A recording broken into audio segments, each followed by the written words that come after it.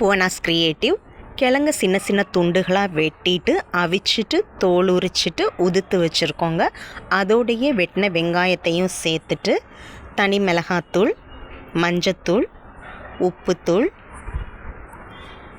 மிளகுத்தூள் இது எல்லாத்தையும் ஒன்றா போட்டு நல்லா விரகிட்டு அதுக்கப்புறம் நம்ம சின்ன சின்ன உருண்டைகளாக பிடிச்சு எடுக்க போகிறோம்.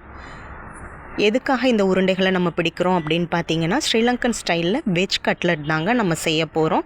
ஸோ இந்த உருண்டைகளோட அளவு உங்களை பொறுத்தது. இதை விட கொஞ்சம் பெருசாக வேணும்னாலும் நீங்கள் அதுக்கேற்ற மாதிரி தயார் பண்ணிக்கலாம். இதுக்கப்புறம் இதை நம்ம முக்கி எடுக்கிறதுக்காக நம்ம மைதா மாவில் ஒரு பேஸ்ட் செய்ய போகிறோம்.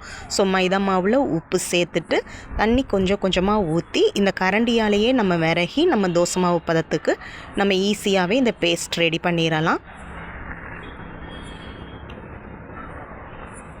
இப்போ இந்த பேஸ்ட் ரெடி ஆயிடுச்சு. இதில் நம்ம ஒரு உருண்டைகளாக உள்ளுக்கு சேர்த்துட்டு நல்லா முக்கி எடுத்துட்டு ப்ரெட் க்ரம்ஸில் நம்ம போட்டு நல்லா திரும்ப சுற்றி எடுத்தோன்னு சொன்னால் நம்மளுக்கு ஈஸியான கட்லட் பொரிக்கிறதுக்கு தயாராகிருச்சு. இந்த ப்ரெட் க்ரம்ஸ்க்கு பதிலாக நம்ம ரஸ்க்கு கூட யூஸ் பண்ணலாங்க. இது நான் ரஸ்க்கு பவுடராக்கி தான் நான் இதை செஞ்சுருக்கேன். ஸோ அதில் நல்லா முக்கி எடுத்து நம்ம என்ன செய்ய போகிறோம்னு சொன்னால் இந்த ப்ரெட் க்ரம்ஸில் போட்டு நல்லா ரோல் பண்ணி எடுத்து நம்ம ரெடி பண்ணி வச்சுக்க போகிறோம். இதுக்கப்புறம் ஸோ சிம்பிள் தாங்க, உங்களுக்கே தெரிஞ்சிருக்கும்.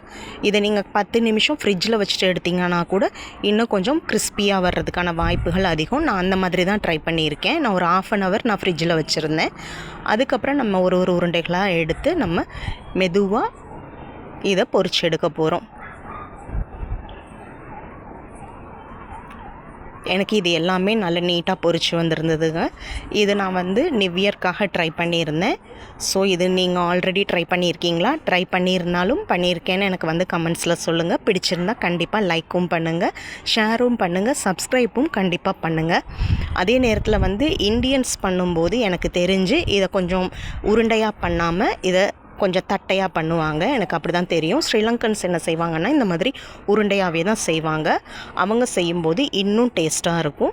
இப்போ நான் இதில் கிழங்கு மட்டும்தான் போட்டிருக்கேன். அவங்க செய்யும்போது என்ன செய்வாங்கன்னா கேரட்டையும் அவிச்சிட்டு அதையும் மசித்து இதோட மிக்ஸ் பண்ணி செய்வாங்க. அப்போ இன்னும் டேஸ்ட்டாக இருக்கும். இது நான் என்னோடய ஸ்டைலில் ட்ரை பண்ணியிருக்கேன். சீரியஸ்லி இது அம்மா கைப்பக்குவம்னு சொல்ல மாட்டேங்க. ஏன்னா அம்மா கட்லட் செஞ்சதாக எனக்கு தெரிஞ்சு ஞாபகம் இல்லை. இது எனக்குமே புது எக்ஸ்பீரியன்ஸ் தான். இப்போ ஒரு 3-4 தடவையாக தான் நானே இது ட்ரை பண்ணிகிட்ருக்கேன். இதே மாதிரி ஸ்ரீலங்கன்ஸ் ரோல்ஸும் செம்ம சூப்பராக செய்வாங்க. நான் கண்டிப்பாக அதுவும் கொஞ்சம் ட்ரை பண்ணி கொஞ்சம் நல்லா வந்ததுக்கு பிறகு உங்களுக்கு அதையும் நான் செஞ்சு காட்டுறேன். நீங்களும் ட்ரை பண்ணி பாருங்கள். ஆல்ரெடி உங்களுக்கு இதில் எக்ஸ்பீரியன்ஸ் இருந்தாலும் என்னோட ஷேர் பண்ணுங்கள். இது அம்மா கைப்பக்குவம். தேங்க்யூ.